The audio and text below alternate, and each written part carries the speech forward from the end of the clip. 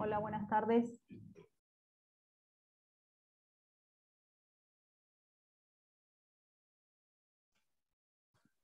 Hola, profe. Hola, ¿cómo estás? Buenos días. Buenas tardes.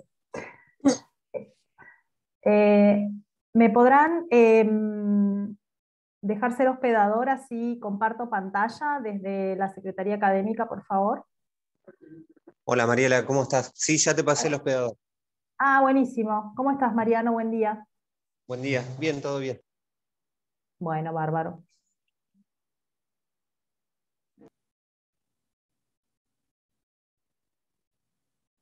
Ahora tengo que buscar dónde se comparte pantalla, porque me pusieron todo en inglés.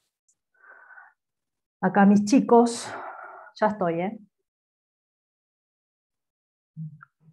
Me muto y me silencio un segundo. A ver si es acá.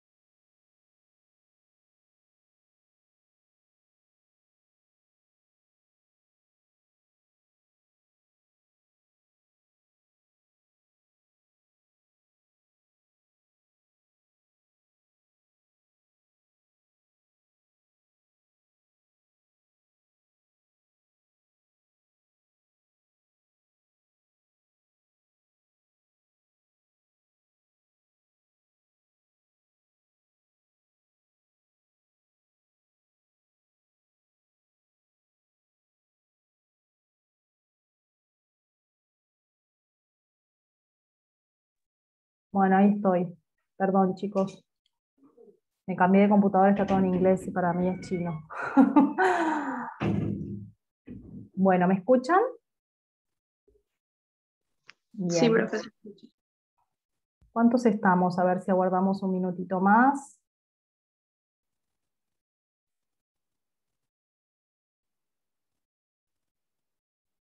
Uno, dos, tres, cuatro, cinco. Bueno.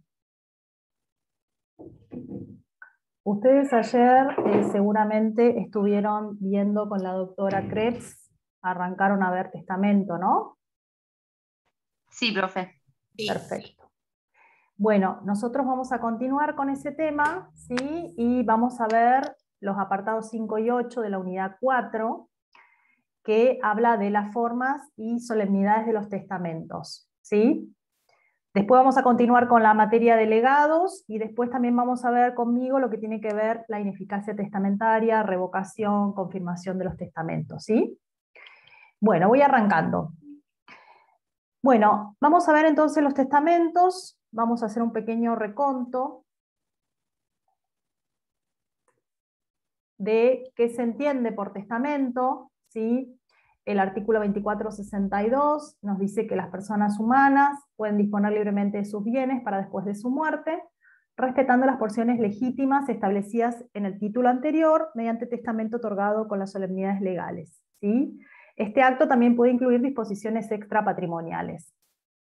Vamos a ver que del concepto de testamento nos está clarificando que el testamento solamente puede ser efectuado por personas humanas, es decir, veda la posibilidad de que el testamento sea otorgado por una persona jurídica.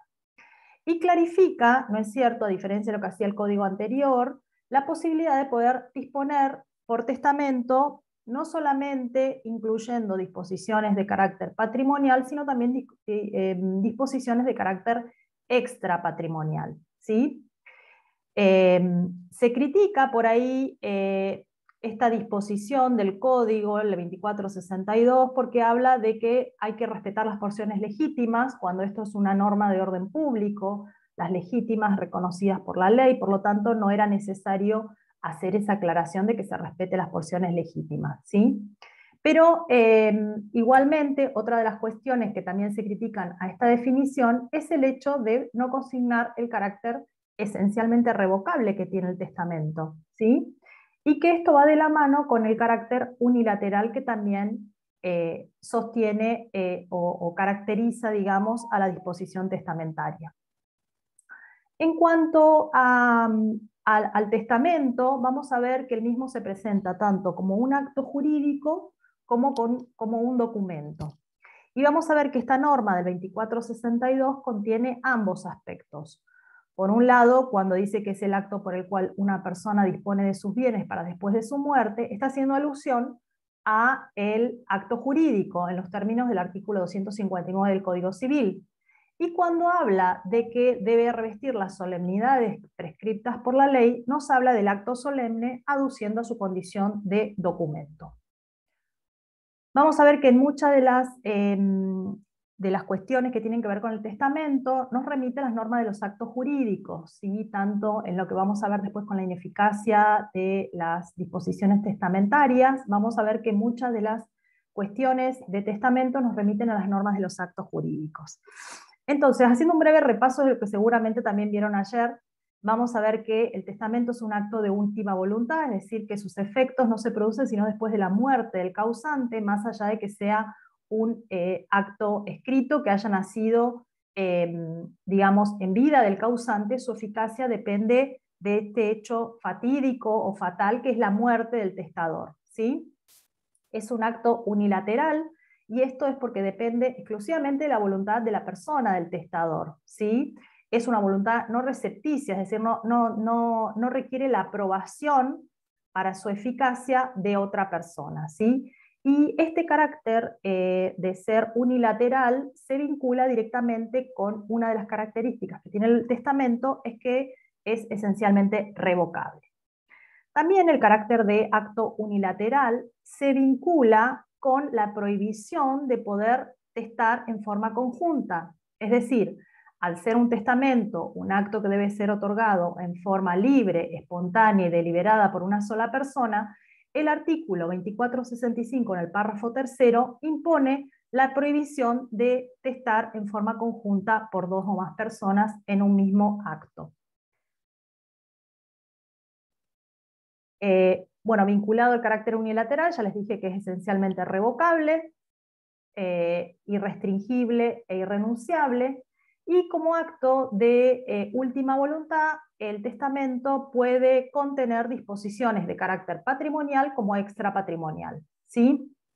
Acá hay que tener en cuenta que cuando se va a disponer bienes, cosas o derechos, tenemos que respetar un artículo, que es el 399 del Código Civil, que establece como piso que nadie puede transmitir a otro un mejor derecho o más extenso de aquel que tiene. Es decir, yo no puedo transmitir algo que no me pertenece, que no está en mi patrimonio, ¿sí?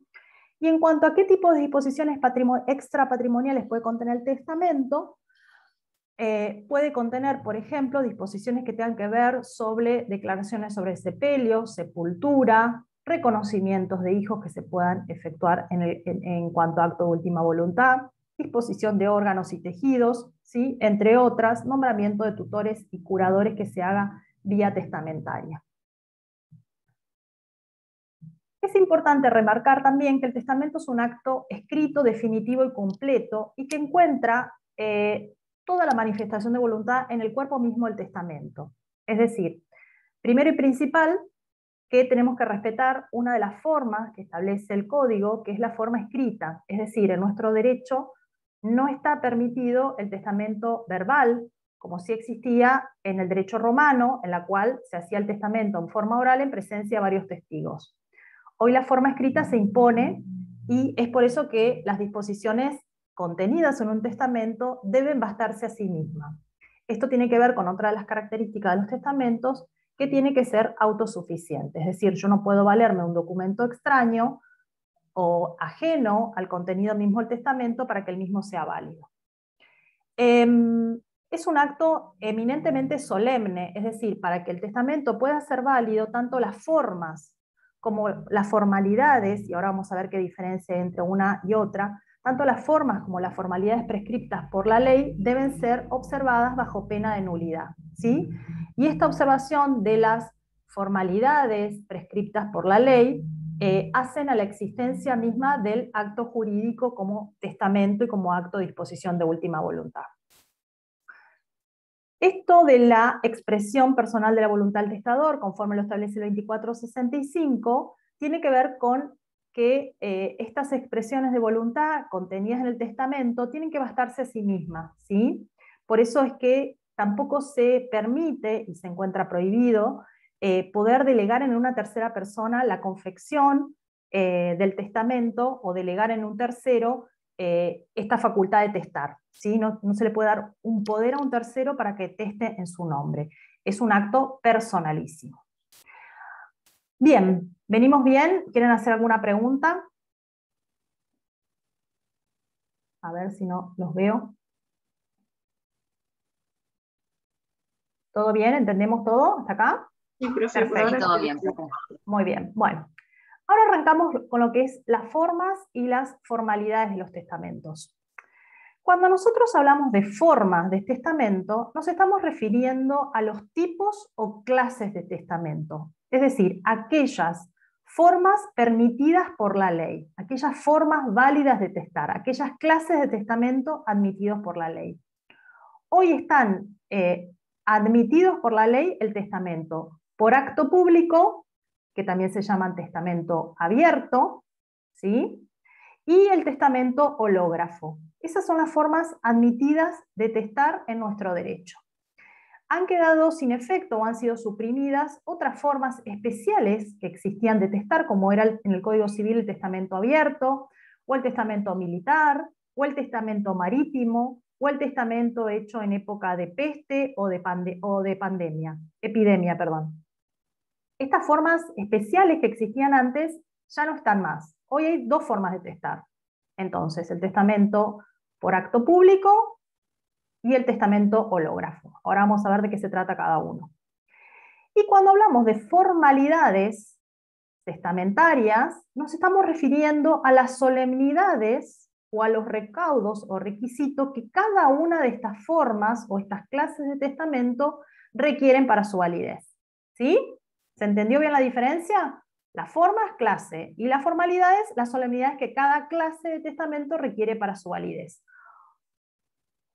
Entonces, esto también tiene que ver con otro principio que se aplica en materia sucesoria, que tiene que ver con el principio de especialidad de las formas y que también tiene que ver con esto que hablamos del principio de autosuficiencia del testamento, ¿sí? El 2473 dice, el testamento puede otorgarse solo en alguna de las formas prescriptas o previstas en este código. Las formalidades determinadas por la ley para una clase de testamento no pueden extenderse a las de otra especie, ¿sí? La observancia de las solemnidades impuestas debe resultar del mismo testamento sin que pueda suplir por prueba alguna.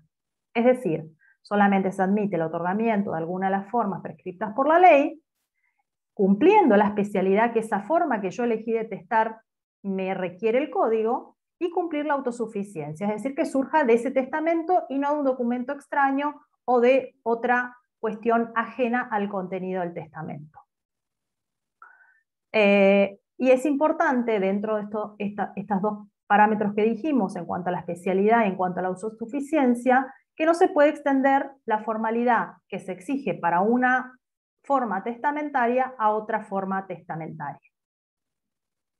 Otra cuestión que es importante tener en cuenta es la que tiene que ver con la ley que rige la forma del testamento y la ley que rige el contenido y validez del testamento. El artículo 2472 dice que la ley vigente al tiempo de testar rige la forma del testamento. La ley que rige la forma del testamento es la vigente que se tiene al momento de practicar el testamento. Es importante que al momento de poder otorgar el testamento se haya observado esa legislación vigente al tiempo de la concreción del testamento. Y fíjense que el 2466 nos habla del contenido del testamento, es decir, lo que se inserta en el cuerpo del testamento. Su validez o nulidad se va a juzgar según la ley vigente al momento de la muerte del testador. ¿Sí? Entonces, para la forma de testar, es decir, el tipo de testamento o clase de testamento que yo voy a elegir, voy a tener en cuenta la ley vigente al momento de testar. ¿Sí? Esto va a ser aplicable tanto a la forma que yo elegí de testar como a las solemnidades que se requieren para esa forma testamentaria. Y en cuanto al contenido, validez y nulidad del testamento, voy a tener en cuenta la ley vigente al momento de la muerte del testador. Otra cuestión que no es poco menor es la que tiene que ver con el derecho aplicable a las sucesiones por causa de muerte. El 2644 nos habla del derecho al domicilio del causante al tiempo de su fallecimiento. Respecto a los bienes inmuebles, situados en el país, se aplica el derecho argentino.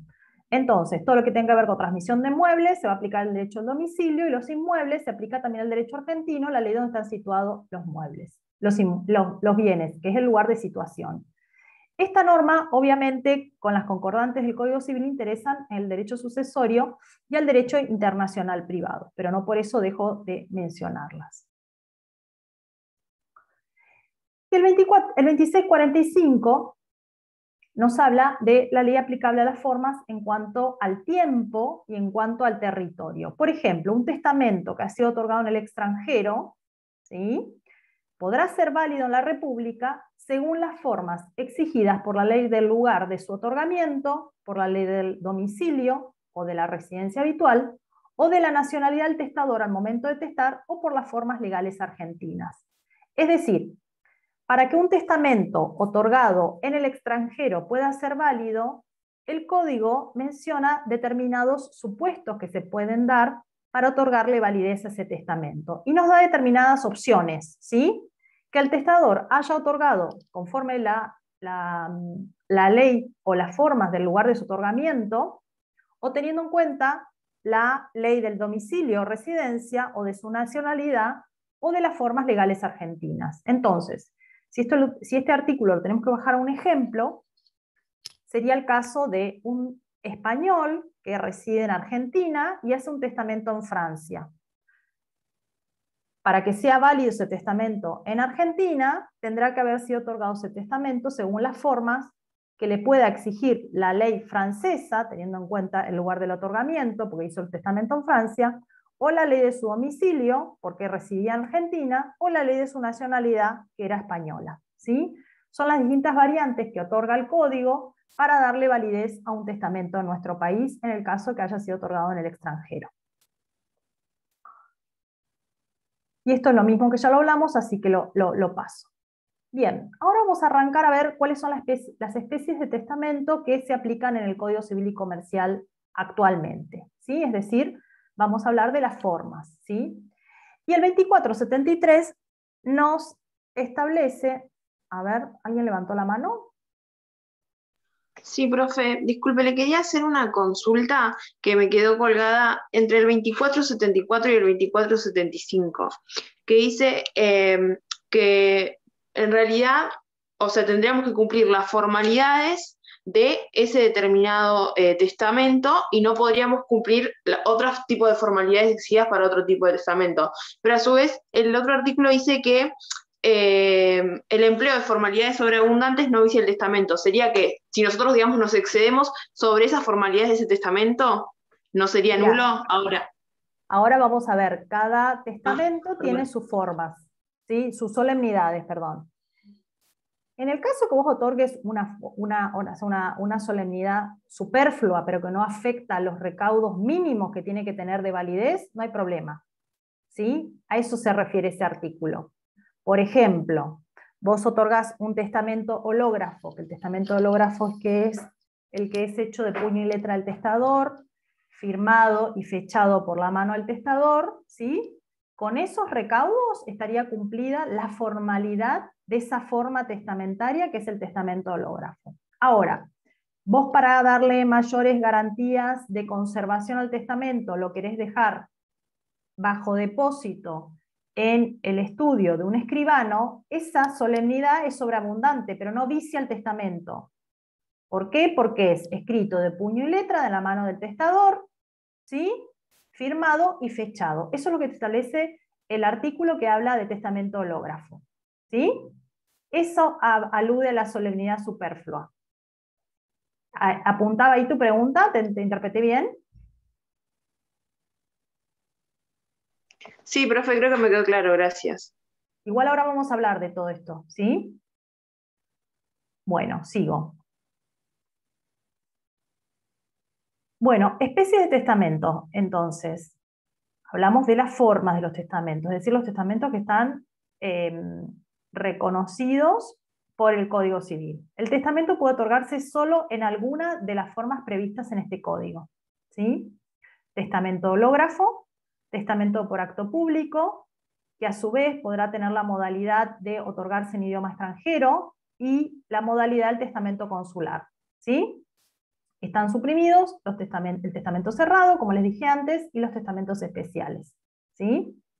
Y vamos a ver que también, y esto está regulado en el Código Aeronáutico, en el artículo 85, tenemos el testamento aeronáutico. Vamos a ver que hay determinados requisitos formales, ¿sí?, que tienen que ver con requisitos intrínsecos y requisitos extrínsecos. Los extrínsecos, es decir, la escritura, la fecha y la firma, vamos a ver que son requisitos que tienen que observarse en todas las formas testamentarias, ¿sí? Al igual que los requisitos intrínsecos que tienen que ver con el contenido del testamento, con la capacidad del testador, y que tienen que ver también con la libertad y la espontaneidad para poder manifestar una declaración auténtica de voluntad, ¿sí? Los que tienen que ver con las formalidades extrínsecas, como les dije antes, la escritura, la fecha, la firma, es muy importante poder observarla en los testamentos que están reconocidos como válidos y en cuanto a las formas en el Código Civil, ¿sí? Primero, la escritura. ¿Por qué? Porque en nuestro derecho no se permite el testamento verbal o testamento oral, como les dije que existía antes en el derecho romano. Solamente el testamento es en forma escrita, es un acto escrito, ¿sí? Veremos que en el testamento hológrafo tiene que ser de puño y letra del testador, y en el testamento por acto público puede ser mecanografiado a través de una computadora, porque es el testamento que otorga un escribano en presencia de dos testigos y el testador, ¿sí? La fecha también es un requisito que tiene que observarse en todas las formas testamentarias, ¿sí? Y la fecha, ¿por qué es importante? Porque permite determinar cuál es la capacidad que tiene el testador al momento del otorgamiento del testamento, cuál es la ley aplicable, ¿sí?, que no es más que la del domicilio testador, como dijimos hoy, derecho aplicable al momento de otorgar el acto. Y la firma, que es la forma en que una persona acostumbra a suscribir los instrumentos públicos y privados, como dice el artículo 2476, y la firma es lo que garantiza, digamos, la conformidad de esa persona al suscribir el instrumento. Tenemos que tener en cuenta que el código establece el principio que es de libertad en la elección de las formas, es decir, le otorga a la persona poder elegir entre testar a través de un testamento por acto público o testar a través de un testamento por acto privado, hológrafo, perdón, ¿sí? Pero elijamos una u otra forma de testar, lo que hay que observar es el principio de solemnidad del acto, es decir, cumplir las solemnidades, cumplir los requisitos y recaudos que cada forma testamentaria establece bajo pena de nulidad. ¿Por qué? Porque si yo elijo testar a través del testamento hológrafo, que es de puño y letra, y hay algunas partes que se me ocurre hacer a máquina, una máquina o con computadora, ese testamento como testamento hológrafo no va a valer como tal, ¿sí? Tampoco va a valer como testamento por acto público, porque no tiene la presencia de los dos testigos y el escribano, ¿sí? Entonces, elegida una forma de testar, yo tengo que cumplir con las solemnidades que esa forma me establece bajo pena de nulidad o de inexistencia en su caso.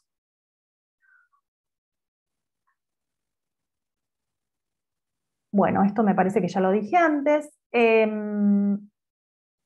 ¿Para qué es importante la solemnidad que cada forma testamentaria establece? Le importa darle una mayor seriedad y ponderación a la manifestación de voluntad, importa el reconocimiento de la espontaneidad en la declaración de voluntad del testador, y le otorga una mayor claridad y exactitud a esa manifestación de voluntad. Tiene que ser una voluntad auténtica, espontánea, no forzada, porque está disponiendo de sus bienes, sus derechos para después de su muerte, ¿sí? Más allá de que después pueda revocar esta voluntad porque hubo algún arrepentimiento, porque han cambiado determinadas circunstancias que hacen que modifiquen esa voluntad del testador.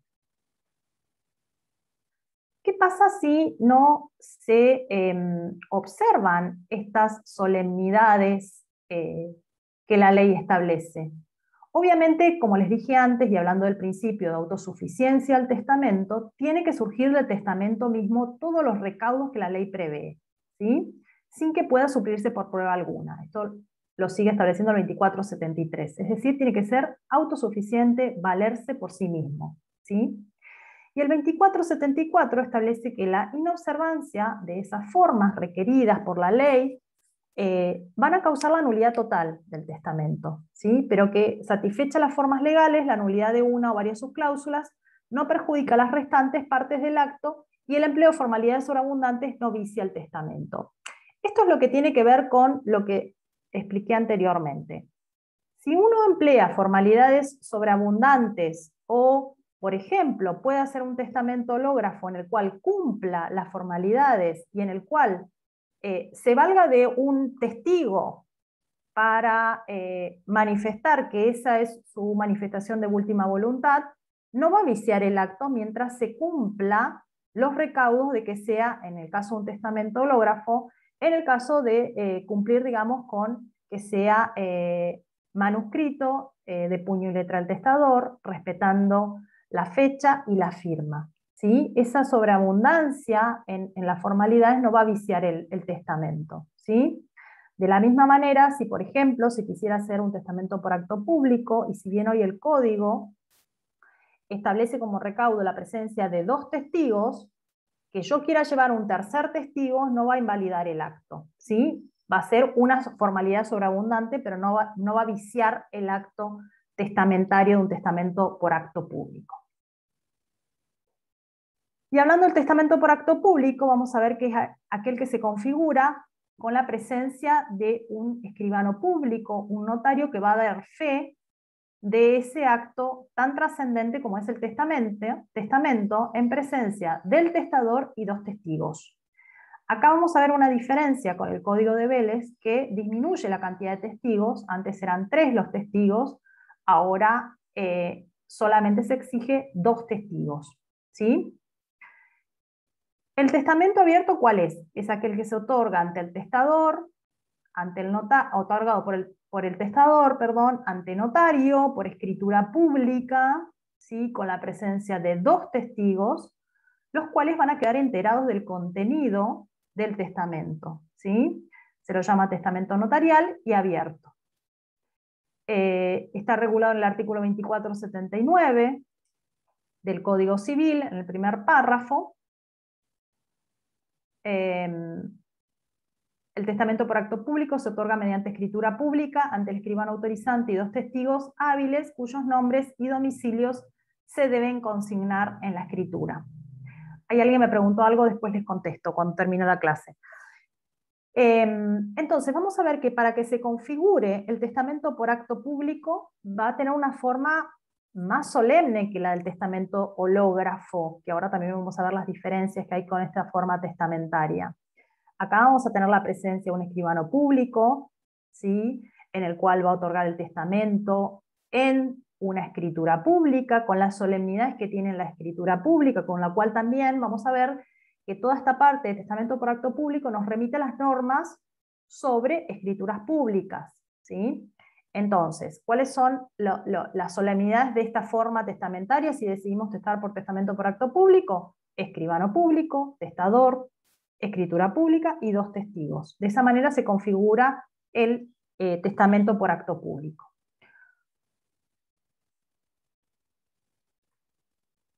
Se me trabó el power, a ver si pasa. Ahí está. Pero esta forma testamentaria tiene ventajas e inconvenientes. Ventajas son que podrán otorgar las personas que, por ejemplo, no saben leer o escribir, o que por alguna causa no puedan hacerlo, es una ventaja que, al ser una escritura pública, está dotada de plena fuerza probatoria, ¿sí?, que tiene la autenticidad de los instrumentos públicos, y asegura la conservación del testamento, ¿sí?, y reúne todas las garantías para resguardar la espontaneidad en la declaración de voluntad del testador, evitando abusos, coacciones, deficiencias u oscuridades, ¿sí?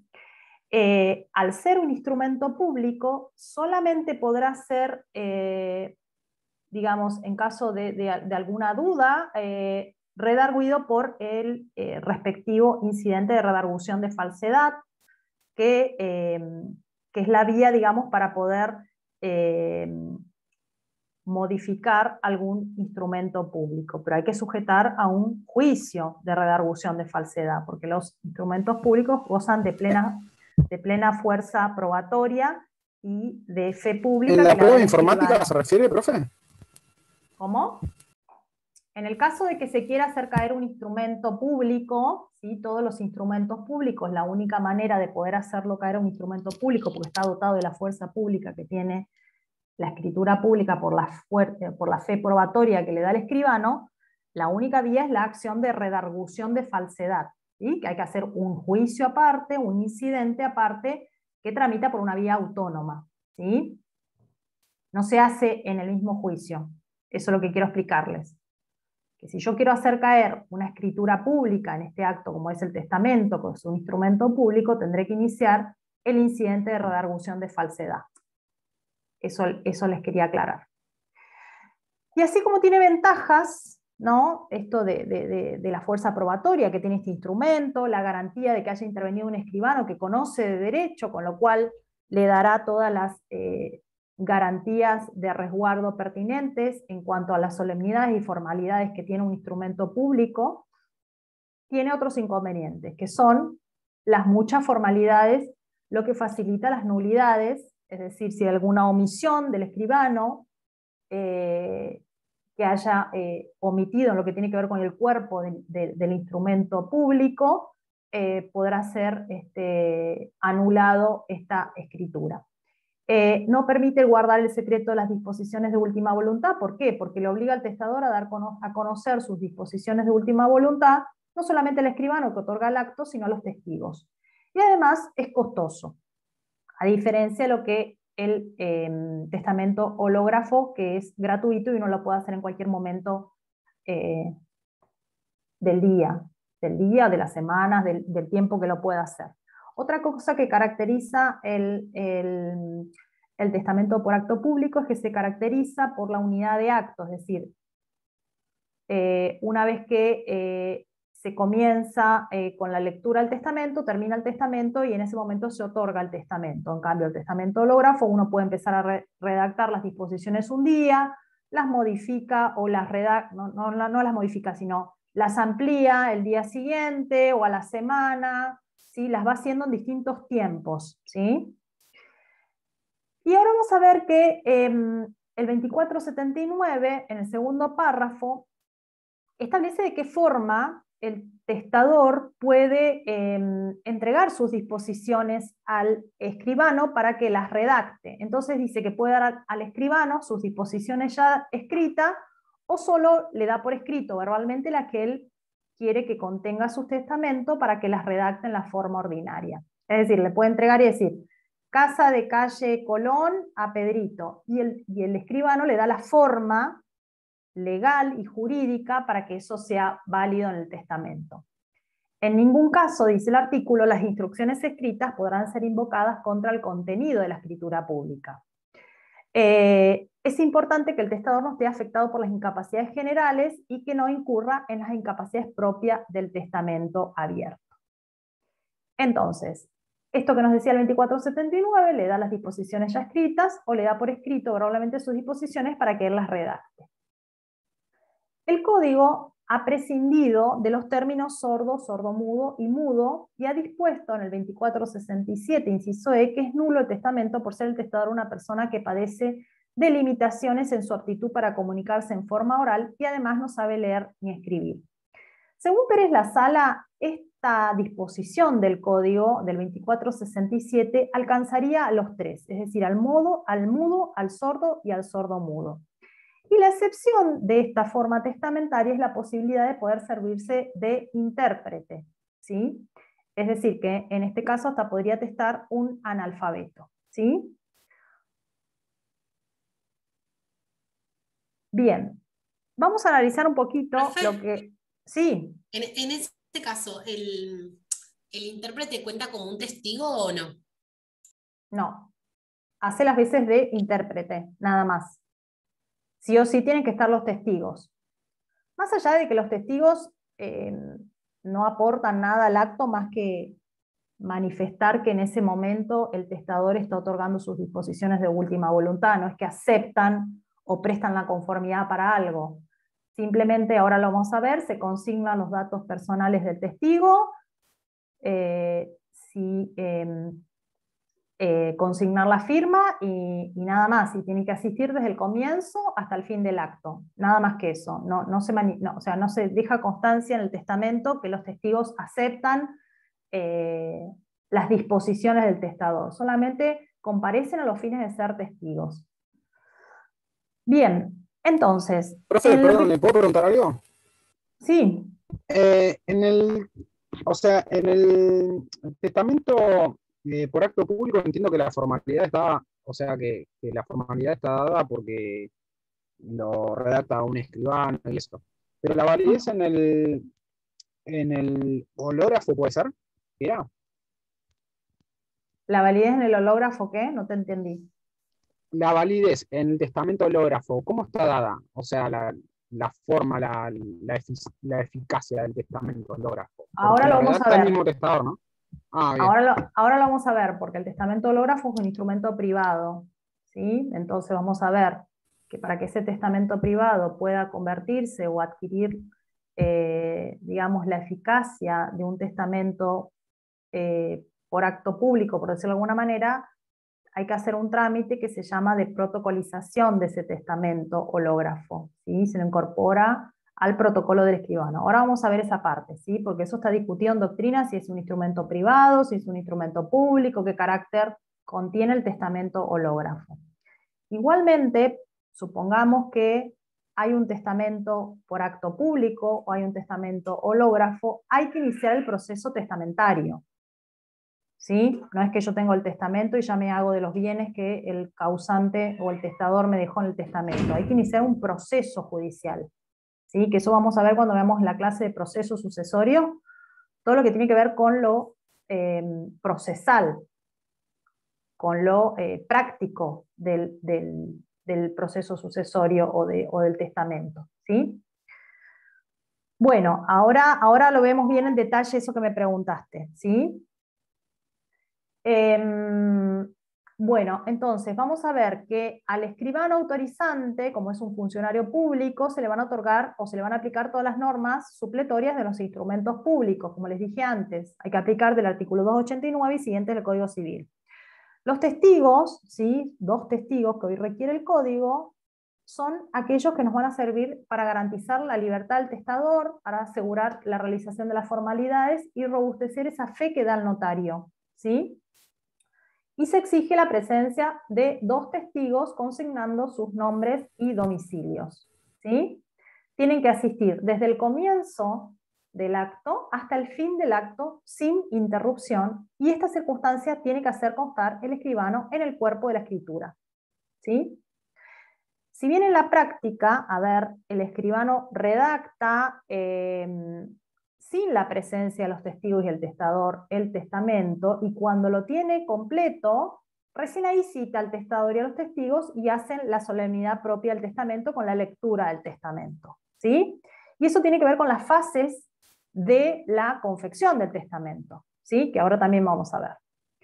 Es importante, en cuanto a la figura del escribano, que este escribano tenga capacidad para poder otorgar esa escritura pública, ese instrumento público que resulta ser el testamento.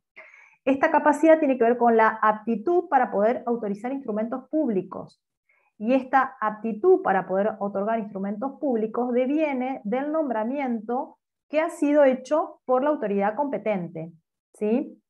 El 292 dice, es presupuesto para la validez del instrumento que el oficial público se encuentre efectivamente en funciones. O sea, uno puede tener el título de escribano, pero si no está puesto, digamos, en las funciones que le competen, si no tiene registro notarial para dar la fe pública que le otorga, digamos, el tener un registro a su nombre, mal puede hablarse de capacidad de escribano, ¿sí? Mal puede hablarse de la aptitud para poder otorgar instrumentos públicos.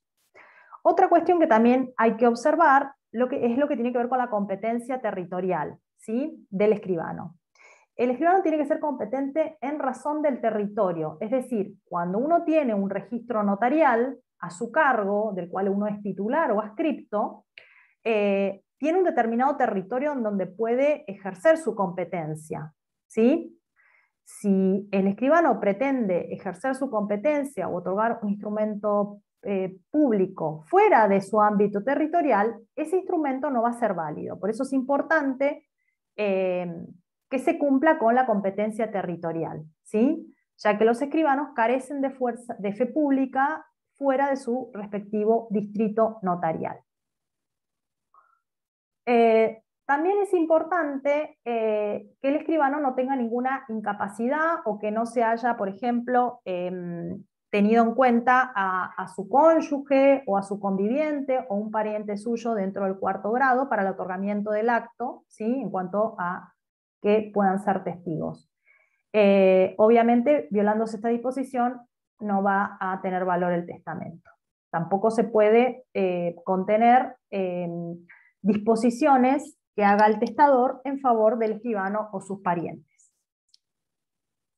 La firma, como les dije, es otro de los recaudos exigidos en todas las formas testamentarias, y en cuanto a la escritura pública, o en cuanto al testamento por acto público, perdón, es un requisito esencial de validez. Vamos a requerir acá la firma del testador, vamos a requerir la firma de los testigos y obviamente la firma del notario o del escribano una vez que suscriben los anteriores.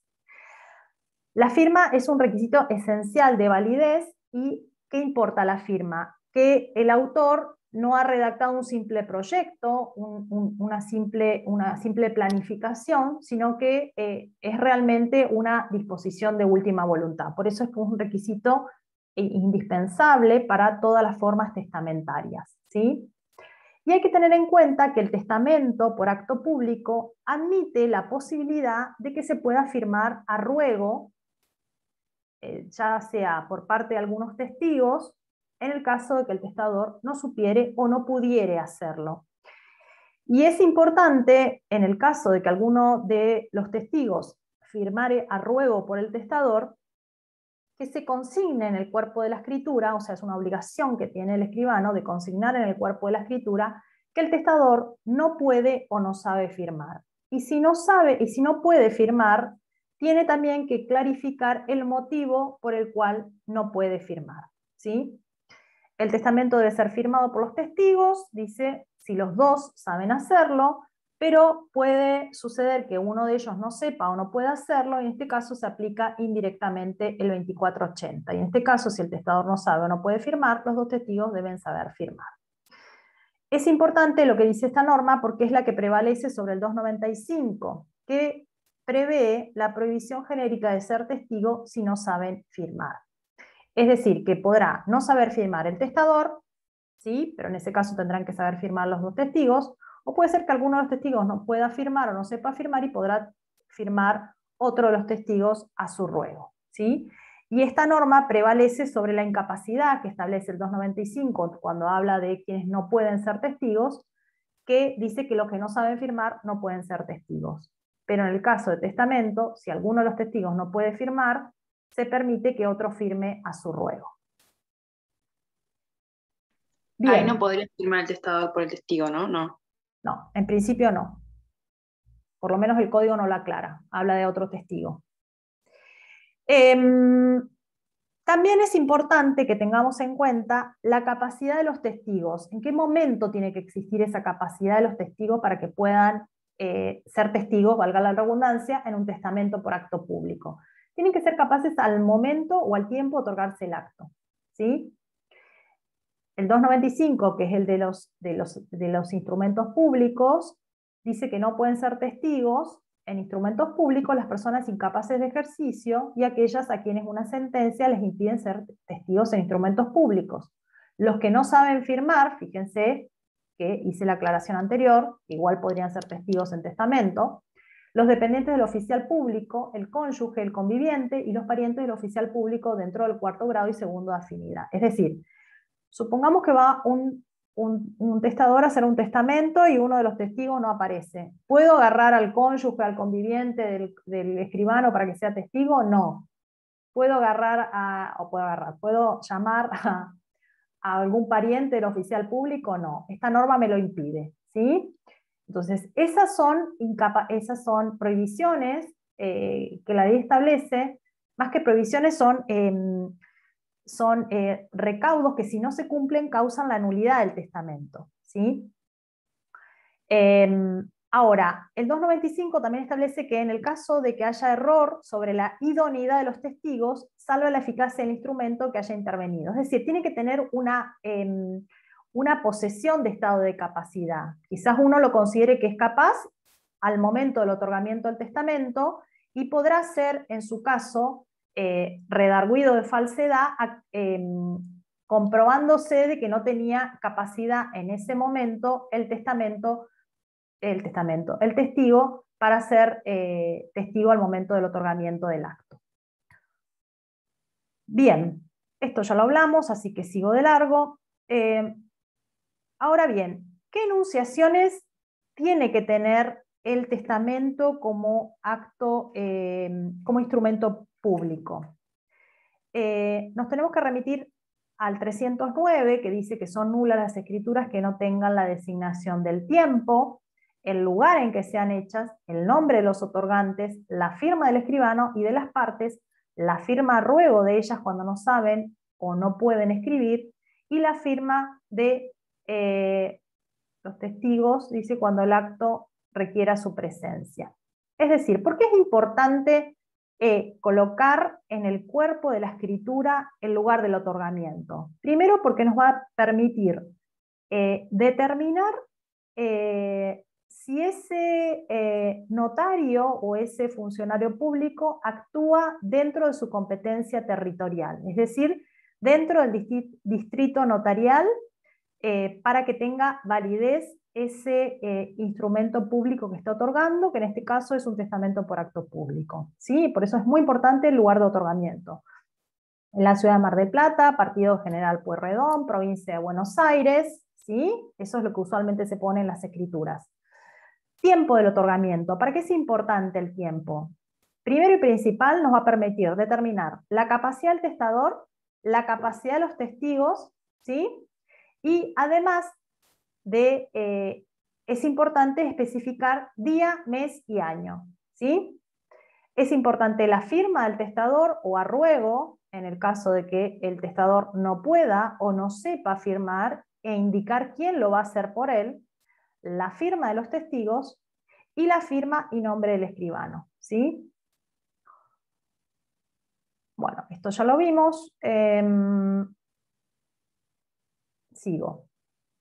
Ahora bien, para la confección del testamento por acto público, Pérez La Sala determina que hay 3 fases en lo que tiene que ver el proceso de elaboración del testamento por acto público. La fase preparatoria, la fase de redacción de la escritura y la fase del otorgamiento de la escritura. Que esta última fase es la más solemne de todo el proceso de elaboración testamentaria, ¿sí?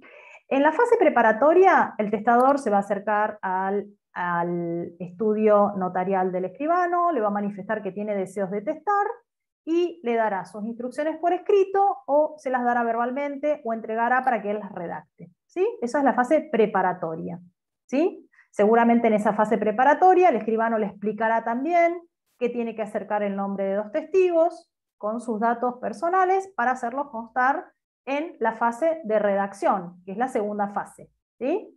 Entonces, en esta fase de redacción, el escribano, ¿qué va a hacer? Va a empezar a redactar el cuerpo de la escritura siguiendo esas instrucciones del testador, ¿sí? Y en toda escritura vamos a ver que hay determinadas partes que tienen que ver con la comparencia, con la exposición, con la parte dispositiva, con el otorgamiento y con la autorización propiamente dicha, ¿sí? Todas estas partes que hacen a la fase de redacción de la escritura también tienen que estar incluidas bajo pena de nulidad, ¿sí? Entonces, por ejemplo, en la ciudad de Mar del Plata, partido de General Pueyrredón, provincia de Buenos Aires, a los 20 días del mes de mayo del 2021, ante mí, Mariela Ledesma, escribana pública nacional, registro notarial número tanto, comparece Juan Pérez, DNI tanto, de estado civil casado, con domicilio en calle tal, casado con quién, tengo que poner si está casado, o viudo de quién, o soltero, hijo de quién y quién. Esa es la parte de la comparencia. En la exposición, Juan Pérez manifiesta que desea disponer de sus bienes mediante testamento por acto público, habiendo entregado a la suscripta sus disposiciones testamentarias, a las cuales yo le doy la fuerza o digamos, las transcribo de la siguiente manera, ¿sí? Esa es la exposición, parte dispositiva. El señor Juan Pérez instituye como único heredero a su hijo tal, dejándole esto, esto, esto y esto, supongamos.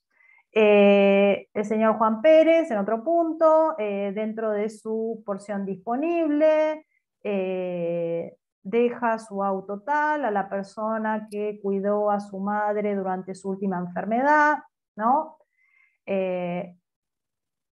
En la parte de comparencia también tengo que hacer, perdón que me olvidé, hay que mencionar a los testigos, ¿sí? Con todos los datos personales.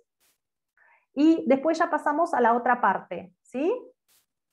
Que es la parte más solemne, como les dije, la más importante, ¿sí? En donde está la ordenación testamentaria. Entonces el escribano presencia a los testigos, procede a la lectura de todo el testamento, ¿sí? Ratificando lo van a firmar el testador y los testigos y el escribano en una unidad de acto. Todo se hace en un solo acto, ¿sí? Y la lectura es la lectura completa del testamento. Bien, primero firma el testador, luego los testigos y por último el escribano. ¿Cómo tiene que ser la firma? El 2476 nos dice que la firma debe escribirse como el autor de ella acostumbra a firmar los instrumentos públicos y privados. Si hay errores de ortografía o omisión de letras, no vician la firma, quedando su validez librada a la apreciación judicial, ¿sí? Y el testamento por acto público, en cuanto a su valor probatorio, hace plena fe como cualquier instrumento público, ¿sí? Hasta tanto se arguya de falso. Es importante que quien participa en el otorgamiento de un testamento o en cuyo poder se encuentra, está obligado a comunicarlo a las personas interesadas una vez acaecida la muerte del testador. Pero fíjense que igualmente, amén de esto, porque puede ser que el testador fallezca y el escribano nunca se entere que falleció, digo en cuanto a la obligación de ponerlo a las personas interesadas, una vez que se otorga un testamento por acto público, es obligación del escribano comunicar esta circunstancia al registro de testamentos, que está regulado en el decreto ley 9020, que ahora vamos a ver cuando terminemos la clase, que es un decreto que crea en el Colegio Escribano de la provincia de Buenos Aires el registro de testamentos, en donde es obligación del escribano comunicar toda circunstancia que tenga que ver con el otorgamiento de testamentos por acto público, ¿sí? Sobre las revocaciones a testamentos otorgados con anterioridad, es decir, lo único que se pone en conocimiento es que tal persona testó por acto público, en tal fecha, ante tal registro notarial, nada más que eso, ¿sí? No se pone en conocimiento el contenido de las disposiciones testamentarias, porque es algo personalísimo y privado, por supuesto, más allá de que los testigos y el escribano conozcan el contenido del mismo. Bien, Pérez La Sala, cuando habla de testamento por acto público, habla de que hay dos especialidades dentro del testamento por acto público, ¿sí? Y una tiene que ver con el idioma en el cual se puede redactar el testamento por el acto público, y otra tiene que ver con aquella situación de los argentinos, o sea, de argentinos de nacionalidad argentina o que estén domiciliados en la Argentina, que se encuentren en un país extranjero, ¿sí? Y que habla puntualmente el testamento consular. Entonces, vamos a ver que el testamento por acto público, en idioma extranjero el testador, vamos a requerir la presencia de un traductor y un intérprete, o un intérprete y el anexo al protocolo del escribano, una minuta, ¿sí? Y Pérez La Sala dice que en realidad esta especialidad dentro de lo que es el testamento por acto público se encontraría reconocida en nuestro código cuando nos remite a las escrituras públicas efectuadas en idioma extranjero. Y acá remite al artículo 302, párrafo 1, del 2479. Dice, la escritura pública debe hacerse en idioma nacional. Si alguno de los otorgantes declara ignorarlo, la escritura debe redactarse conforme a una minuta firmada que debe ser expresada en idioma nacional por traductor público. Si no hay, por un intérprete que el escribano acepte. Ambos instrumentos deben quedar agregados al protocolo. Entonces Pérez La Sala dice que aplicando este artículo 302, también las escrituras, también los testamentos por acto público podrían ser otorgados en idioma extranjero cumpliendo estos recaudos que establece el 302 párrafo 1, ¿sí? Es decir, traductor, intérprete y minuta que se anexa al protocolo del escribano. Entonces, esto se va a dar cumpliendo estas pautas que dije, la escritura redactarse conforme a una minuta que va a estar firmada, y esa minuta debe estar expresada en idioma nacional por el traductor público, y si no hay, por un intérprete que el escribano acepte, ¿sí? Cumpliendo obviamente los recaudos del testamento por acto público, ¿sí? La presencia de los testigos y el escribano. Y cuando habla del testamento consular, también Pérez La Sala dice que el 2646, primer párrafo, dice que es válido el testamento escrito, hecho en país extranjero por un argentino o por un extranjero domiciliado en el Estado, hecho ante quién, ante un ministro plenipotenciario del Gobierno de la República, un encargado de negocios o el cónsul y dos testigos domiciliados en el lugar donde se otorga el testamento, teniendo el instrumento la autenticación de la legación o consulado. Es decir, que sí o sí, para que este testamento otorgado a un país extranjero por un argentino o un extranjero domiciliado en nuestro Estado, tendrá que ser otorgado ante un ministro plenipotenciario, cónsul o encargado de negocios, dos testigos y hecho en forma escrita, ¿sí? Tiene que tener la autenticación de la legación del consulado y la rúbrica, que es para garantizar que las diferentes hojas tengan una continuidad, ¿sí? Ese cónsul, una vez que efectúa el testamento, ¿sí? Tiene que remitir al Ministerio de Relaciones Exteriores, y el Ministerio de Relaciones Exteriores lo va a remitir al juez del último domicilio del causante, ordenando también su protocolización, ¿sí? Y lo va a comunicar al registro de testamentos. No es necesario que haya fallecido el causante para mandar el testamento, ¿sí? Lo puede mandar antes del fallecimiento, obviamente. Y ahora vamos a pasar a la otra clase de testamento, o a la otra forma testamentaria admitida por el Código, que es el testamento hológrafo. El testamento hológrafo se encuentra regulado en el 2477. Cuando hablamos de hológrafo, esto proviene del griego escrito entero, que implica la necesidad que sea todo escrito de puño y letra por el propio testador, ¿sí? Pérez La Sala dice que en realidad tendría que haberse llamado testamento autógrafo más que hológrafo, ¿sí? El testamento hológrafo se formaliza por el testador sin la intervención de escribano ni de testigos, escribiéndolo de puño y letra, fecha y firma de la mano del testador. Tiene inconvenientes y tiene ventajas. Las ventajas son que se mantienen en secreto estas disposiciones testamentarias en cuanto a la existencia del testamento, en cuanto a su contenido. Es una forma fácil, económica y cómoda de testar. Sin embargo, tiene inconvenientes, que son la destrucción, la adulteración, la falsificación por parte de herederos legítimos, ¿sí? A quienes podría beneficiar, por ejemplo, un testamento anterior, que hubo sido revocado por este testamento, ¿sí?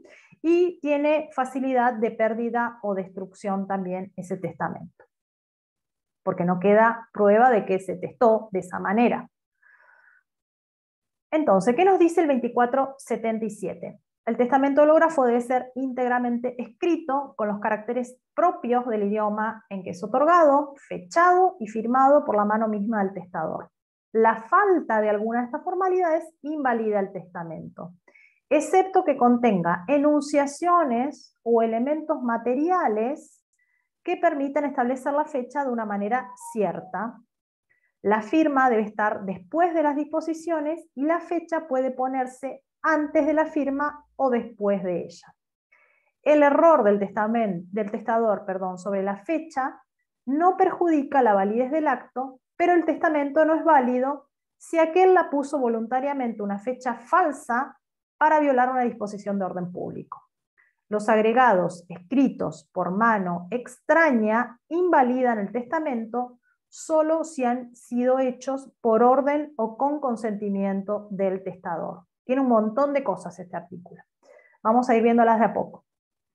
Entonces, formalización por el mismo testador. No puedo valerme de un tercero para formalizar este testamento, ¿sí?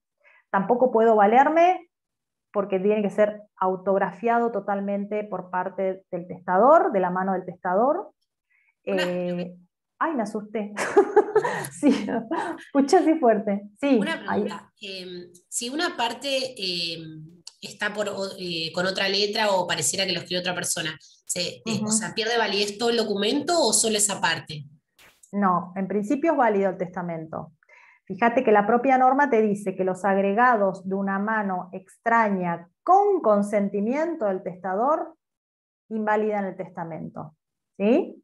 Ahora vamos a ver esto, porque, digamos, la forma es la autógrafa, y el testador tendría que saber esto. Si dejó incorporar algo de una mano extraña con su consentimiento, es inválido. Lo dice la propia norma. ¿Sí? ¿Se entiende? Claro, porque está faltando a la solemnidad que le está exigiendo, o sea, es como hacerlo mal, de una. Exactamente, exactamente. Entonces, sigo, igual ahora vamos a ver un poquito eso que estás preguntando. Formalización por el mismo testador, autografía total, la fecha, que es importante, y la firma. Y ahora vamos a ver el tema de fecha, que la propia norma me permite jugar un poquito con la fecha. Si yo del cuerpo del instrumento surge alguna fecha o algún acontecimiento que se tenga la fecha por válida. Ahora vamos a ver con algún ejemplo. Entonces, autoconfección, autografía y firma. ¿Cuál es la incapacidad o qué personas no van a poder otorgar testamento hológrafo? Aquellas personas que no saben escribir, ¿sí? Si el testador que quiere testar por testamento hológrafo quiera pedir la presencia de testigos o la guarda del testamento en poder del escribano, es una solemnidad que no va a invalidar el acto, ¿sí? El testamento escrito a máquina no va a valer como testamento hológrafo. Tampoco va a valer si contiene algo escrito por una mano extraña, aunque sea en forma manuscrita, siempre que lo escrito haya sido por orden o consentimiento del testador. Es decir, ese testamento hológrafo nosotros advertimos que tiene alguna disposición escrita a mano por una mano que no es la del testador, y fue, digamos, con el consentimiento del testador, ese testamento no va a valer como testamento hológrafo, ¿sí? En cambio, si nosotros vemos que lo escrito de puño y letra del testador, sin embargo, si vemos que esas incorporaciones que se hicieron al testamento no fue por orden del testador o con el consentimiento o conocimiento del testador, esas partes que se incorporaron al testamento no van a producir efectos, es decir, se las van a tener como inexistentes a esas partes. Pero esto va a ser una cuestión probatoria de, después ya de los herederos del causante o del testador. ¿Me explico? Nosotros podremos, como herederos o aquel que quiere hacer caer este testamento, tendrá que acreditar que lo que se agregó fue con el consentimiento del testador para tenerlo como no válido a todo el testamento, o tendrá que acreditar que lo agregado, esas partes extrañas, ¿sí?, el testador no tenía conocimiento, para que eso agregado extraño no produzca efecto, solamente esas partes, pero sí se mantenga en eficacia o en vigencia el resto del testamento. Bien, bueno, esto es repetir un poco lo que veníamos viendo, pero lo voy a decir de vuelta.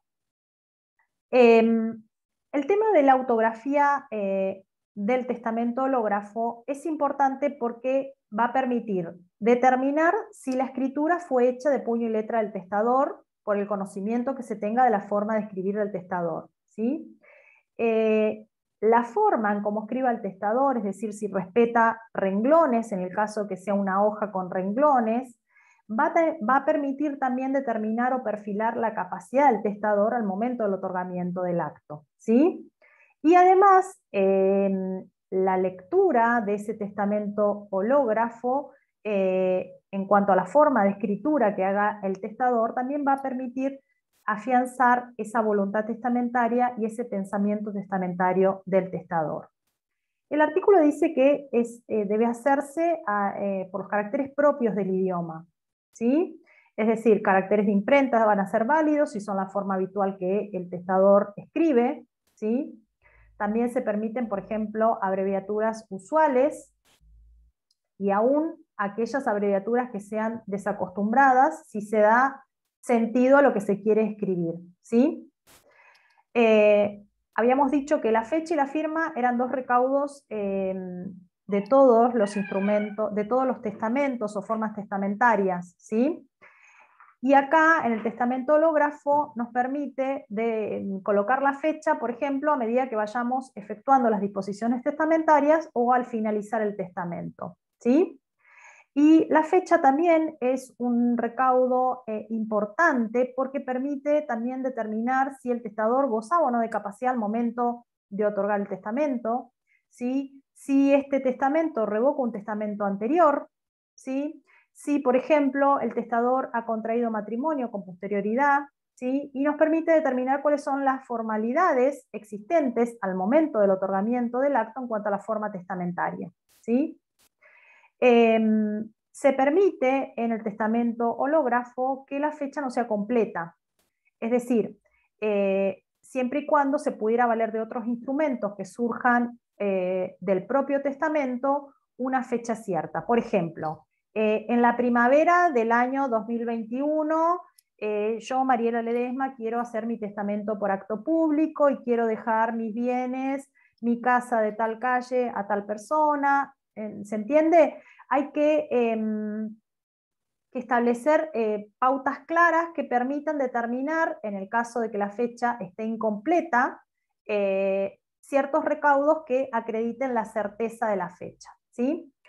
En cuanto a la firma, ya dijimos que es imprescindible la consignación de la firma en todas las formas testamentarias, ¿sí?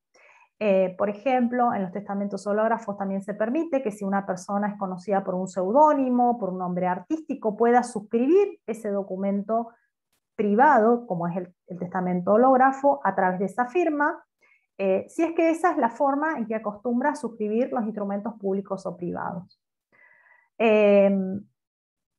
Lo que no se permite, por ejemplo, es consignar como firma alguna indicación de parentesco, tu amado esposo, tu fiel marido, vuestro padre, vuestro tío. Eso no se permite como forma para suscribir un instrumento público o privado, como para darle la garantía de que se está aceptando o que esa forma parte de la disposición de última voluntad.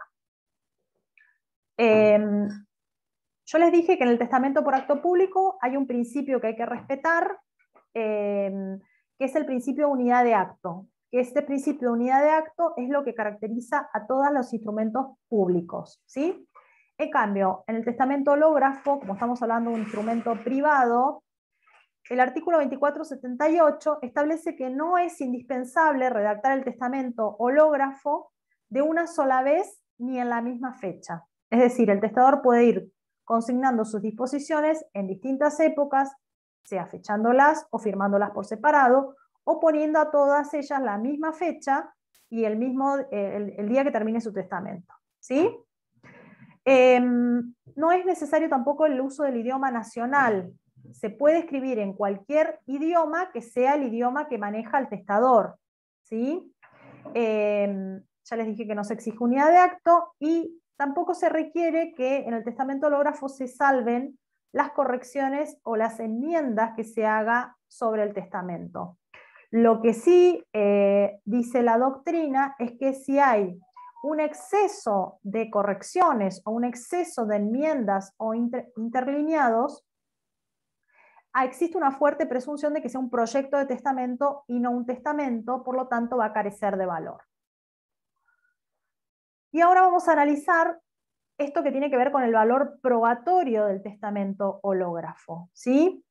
Se encuentra muy discutido cuál es el carácter y cuál es la esencia que tiene el testamento hológrafo. ¿Sí? Y ni el Código de Vélez ni el Código actual se manifiestan sobre esto, es decir, si es un instrumento público o es un instrumento privado. La mayor parte de la doctrina considera que es un instrumento privado y que recién a través de la protocolización, que se ordena judicialmente por medio de un notario, recién ahí va a adquirir el carácter de instrumento público. ¿Sí? Entonces, la eventual apertura del testamento hológrafo cuando se encuentre en un sobre cerrado guardado y el reconocimiento y la orden de protocolización son todos trámites que forman parte del proceso sucesorio. ¿Sí? Y esto lo vamos a ver cuando vean conmigo proceso sucesorio y vamos a aplicar al respecto las normas de los artículos 734 y siguiente del Código Procesal. ¿Sí? Aquella parte que inicia un proceso testamentario tiene que acompañar ese testamento hológrafo para que el juez ordene la protocolización. ¿Sí? Y vamos a ver esta norma del artículo 2339 cuando habla de sucesión testamentaria, que modifica lo que se establecía anteriormente en relación a que cuando uno presentaba un testamento hológrafo en un proceso sucesorio, se citaba a testigos para que acrediten sobre la caligrafía o la escritura del testador para ver si se correspondía con la escritura del testador, ¿no? Se hacía una audiencia en la cual con estos testigos se le otorgaba el reconocimiento a esta escritura del testador. Hoy esto quedó dejado de lado, ¿sí? Porque hoy la ley lo que establece es una pericia caligráfica. Entonces dice esta norma el 2339 cuando habla de sucesión testamentaria. Si el causante deja un testamento por acto público, se presenta el testamento, se indica el lugar donde se encuentre. En cambio, si el testamento es hológrafo, tiene que ser presentado judicialmente para que se proceda, previa apertura, si estuviese cerrado, a dejar constancia del estado del documento, ¿sí? En qué estado se encontró el documento, a comprobar la autenticidad de la escritura y la firma del testador, ¿mediante qué? Mediante pericia caligráfica. ¿Sí? Hoy no hacemos esa audiencia en la cual se citaban algunos testigos para que den fe de que esa es la firma y la escritura del testador. Hoy esto se suplanta por la pericia caligráfica. Cumplidos estos trámites, el juez debe rubricar el principio y fin de cada una de las páginas de ese testamento hológrafo y lo manda a protocolizar. ¿Sí? Si a alguno de los interesados lo pide, se debe dar copia certificada del testamento. El hecho de que se protocolice no va a impedir que sean impugnadas la autenticidad ni la validez del testamento mediante un proceso contencioso. ¿Sí? Esto va a correr por un incidente aparte. ¿Cómo se hace la protocolización? En una escritura pública que suscribe el escribano, en que manifiesta que contiene, digamos, en una escritura pública en el que consta y transcribe este documento hológrafo con todas las actuaciones judiciales que ordenan la protocolización. Y esto convertirá este documento, este testamento hológrafo en un instrumento público, es decir, le da el carácter de instrumento público. ¿Qué dice la jurisprudencia en cuanto a la modificación que hizo esta norma el 2339? Dice, a partir de la entrada en vigencia del Código Unificado, las nuevas normas procesales se aplican las consecuencias de las relaciones y situaciones jurídicas existentes, esto es, a aquellos juicios sucesorios iniciados y no concluidos o pendientes en lo que fuera pertinente y considerando la preclusión de actos o etapas realizadas.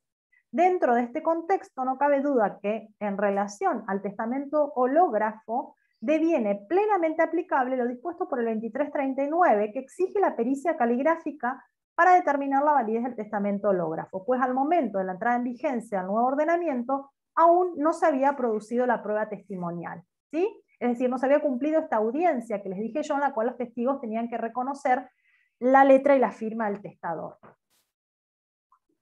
Y por último, vamos a ver lo que les dije anteriormente, que es el decreto 9020, que en el 78 creó en el ámbito de la provincia de Buenos Aires, modificado por todas estas leyes, la 10.542, la 11.138, la 12.008, la 12.623, la 14.154, el registro de testamentos en la provincia de Buenos Aires. ¿Qué objeto tiene el registro de testamentos? La toma de razón de la existencia de testamentos y demás disposiciones de última voluntad, también designación de tutores para hijos menores sin forma testamentaria y los demás documentos del Consejo Directivo, ¿sí?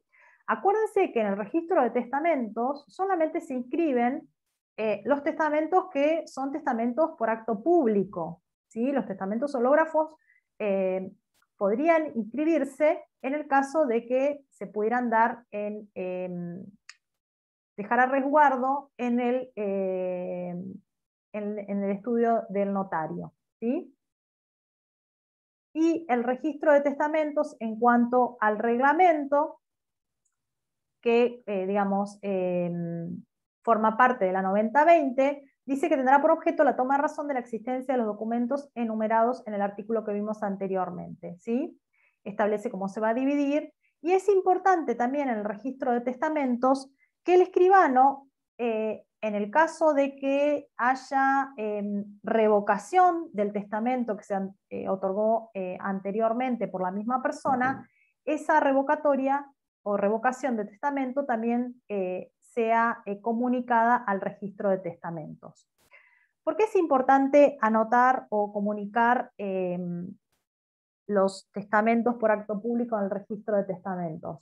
Porque una vez que se abre el proceso sucesorio testamentario, uno de los recaudos que toma el juez en el primer despacho es librar oficio, que ahora se hace en forma electrónica, ¿sí?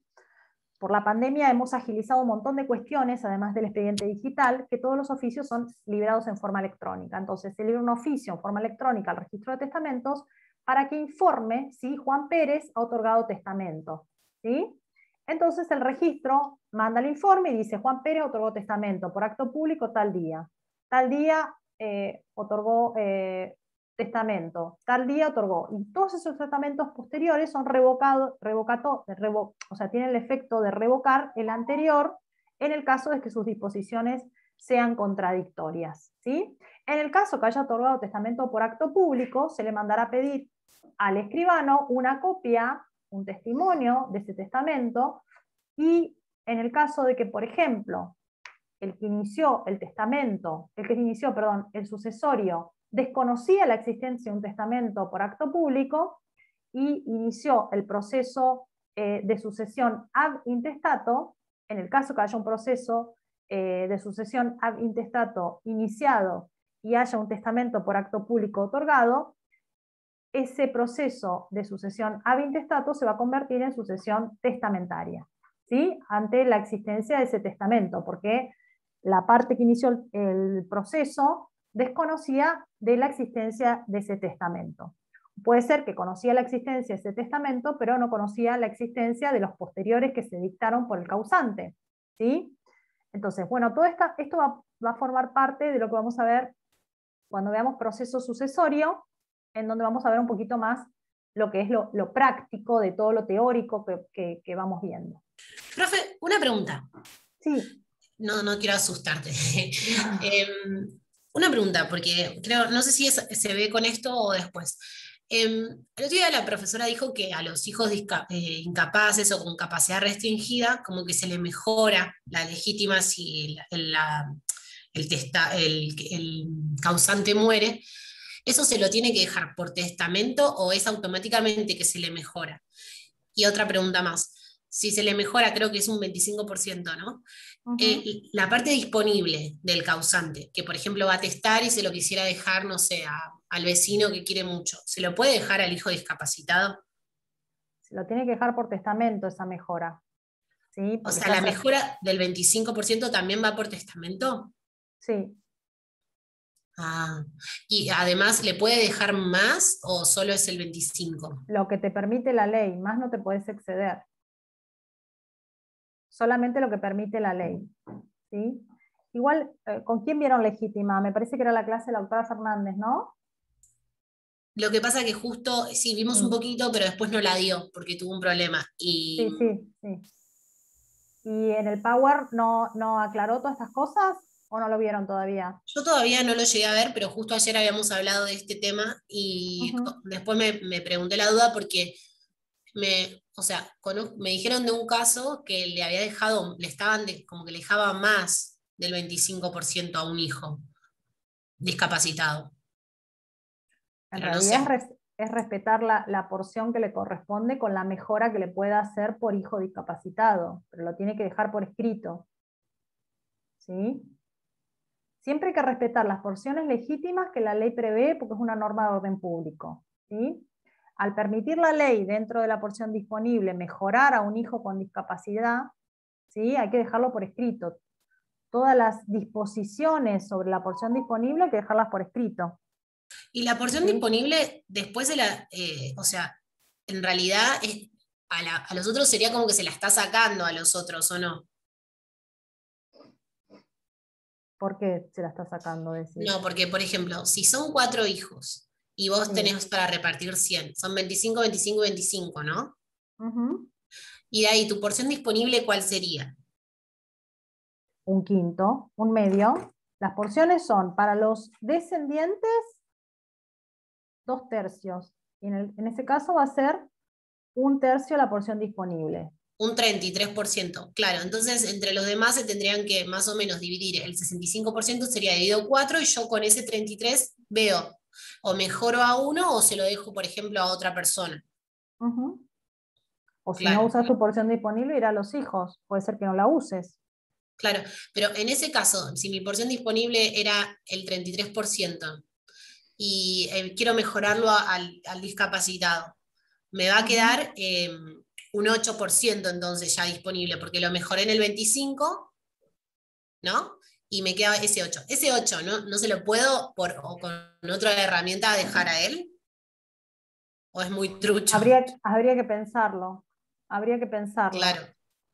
Habría Como que que me pensarlo. planteaban esa situación que había pasado y llegó, no, ni idea, pero yo después me quedé pensando y digo, podría ser, porque sigue siendo disponible. Claro, sí. Habría que pensar en el ejemplo concreto. Claro. Bueno, de la clase de hoy, ¿tienen alguna pregunta, chicos? Profe, yo a mí me quedó una consulta. Vio que decía que había que dejar con fecha, o sea, que tienen que tener fecha justamente para poder determinar la competencia, perdón, del escribano público. En ese sentido, ¿qué sucedería, por ejemplo, si el escribano por la fecha no es competente y ni los testigos ni el testador conocen esa situación? En ese sentido, él está dejando su voluntad, está manifestando su voluntad posterior a un testamento anterior. No sé si me explico. Es decir, hay un testamento anterior, el siguiente testamento es con... ¿Me están escuchando? Sí. Ah, perdón. El siguiente testamento es con el notario, con el escribano, que es incompetente. En ese sentido, ¿qué pasa? Es un sentido medio loco, ¿no? Un ejemplo medio loco, pero por ahí hay alguna forma de salvarlo. Para que caiga eso, alguien lo tiene que impugnar. Si nadie lo impugna, será válido hasta que haya la redargución de falsedad. Vuelvo a lo mismo. ¿Sí? Tiene que haber alguien que impugne eso. Si nadie lo impugna, el juez lo va a tener como válido, porque no hay un juicio de redargución de falsedad. Se supone que la fe notarial la está dando el escribano. Ahora, si el escribano es un trucho, habrá que hacer un una investigación y tendrá que ser redarguido de falsedad ese instrumento privado, ese instrumento público, y tendrá que resarcir los daños y perjuicios que ocasionó este escribano trucho. ¿Sí? Gracias, profe. De nada. Bueno, Ayelén, te pido que revises el tema de eso que me preguntaste, ¿sí? Porque es una clase que la dio otra profesora y no quiero pasar por encima de lo que por ahí ella dejó en el Power o explicó. ¿Sí? Sí, si no, cuando la vuelva a ver a ella, le voy a preguntar mejor a ella. Perfecto. ¿Vale? Bueno, nosotros 3 quedamos, no hay nadie más, ¿se fueron todos? Sí. Después no vengan en el parcial que no escuché, no dije. Igual son como cosas que a mí se me van ocurriendo y que por ahí escucho a alguien que dice algo y se me van ocurriendo porque por ahí pueden pasar, pero ya sé que no es así, por ahí. Lo usual. Claro. Profe, yo tengo una pregunta, pero más para la clase de proceso, cuando vayamos al proceso y apertura. Bueno, a ver. Por un caso que me pasó. Porque mi papá siempre falleció. Me traen los casos. No, porque mi papá falleció y no dejó testamento. Entonces fuimos a hacer, no sé si la apertura, por eso. Fuimos y firmamos algo con mi hermana y nada más quedó ahí, pero por la pandemia. Entonces yo no sé si eso es la apertura o es el proceso, ya directamente. ¿Vos qué fuiste? ¿Fuiste un abogado con tu hermana? Fui una abogada, claro, con mi mamá, y con mi hermana firmamos, digamos, como que para mí sería la apertura, supongo, porque no se hizo nada más. Lo que vos hiciste con tu hermana y tu mamá fue la demanda del proceso sucesorio ab intestato. Le estás pidiendo al juez la apertura del proceso, ¿sí? Seguramente la abogada que te atendió te dijo que acompañes la partida de función de tu papá, tu partida de nacimiento, la libreta de matrimonio de tu mamá o el certificado de matrimonio, y con eso, con esa documentación, hizo una demanda en la cual ustedes promovían el proceso sucesorio ab intestato, porque no es testamentario, ¿sí? De tu papá. Sí. Claro. Habrá tenido que cumplir los aportes, la abogada, bono 8480, los aportes ley 6716, y con eso, si está todo bien, el juez hace un auto de apertura del proceso sucesorio de fulanito de tal y adopta determinadas medidas. Entre ellas, por ejemplo, librar oficio al registro de testamentos para que informen si tu papá otorgó testamento por acto público, porque puede ser que haya otorgado y ustedes no sepan. Otra de las medidas que haces es se libera unas planillas que también se hacen en forma electrónica, que se llaman planillas de juicios universales, que se libran en todos los procesos universales. Van a ver que estas planillas se libran en las quiebras, concursos y quiebras, y en los procesos de determinación de capacidad, en la cual van al registro de juicios universales de la provincia de Buenos Aires para que informen si el señor Pirulo otorgó testamento, si el señor Pirulo tiene abierto proceso sucesorio ab intestato o testamentario en alguna localidad de la provincia de Buenos Aires. En el caso de que sea, por ejemplo, una determinación de capacidad, también ante ese registro para que informe si hay un juicio de determinación de capacidad de tal persona, o en el caso de concursos y quiebras, si esa persona tiene un concurso y quiebra abierto en la provincia de Buenos Aires. Concursos y quiebras y determinación de capacidad no tiene nada que ver con sucesiones, le estoy dando de ejemplo, ¿sí? Claro, sí. Entonces, bien, ¿qué pasa? ¿Por qué se pide esto que informe si no hay un proceso abierto? Porque es un juicio universal, ¿sí? Esta es una de las características que tiene el proceso sucesorio, un juicio universal en el cual entiende un juez todas las cuestiones que tienen que ver sobre la cuestión patrimonial, en este caso del causante, ¿sí? Sí. Esto ya es más proceso. Claro, sí, es más del proceso. Es así, lo que habrás firmado vos con tu mamá y tu hermana es la demanda del proceso sucesorio ab intestato de tu papá.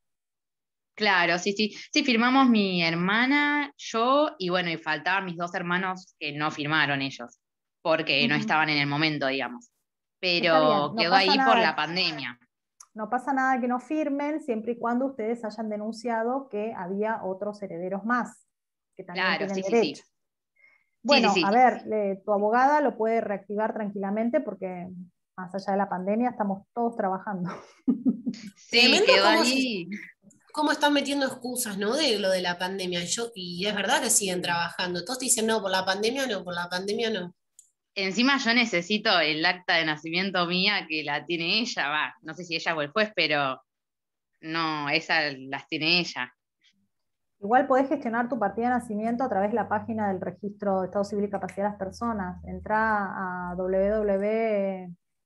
no sé, registro renaper.gov.ar y podés gestionarla y te la mandan por mail. Ah, perfecto, perfecto, Pero entonces. bueno, podés pedirle a la abogada que te la devuelva. Claro, O que porque le es la pida original, ¿viste? o que le pida al juez que te la devuelva. Pero digamos, el Poder Judicial está Claro. trabajando desde el día 1, no dejamos de trabajar. Sí, no, encima fue al principio de la pandemia, fue hace un montón. Ujú. Bueno, Bueno, gracias, profe. bueno, nos vemos la próxima. Gracias, Nos profe. vemos. Ahora le subo la clase. Gracias. Muchas gracias. Dale, Chau, que gracias, tengan profe. linda tarde. Chau, chau.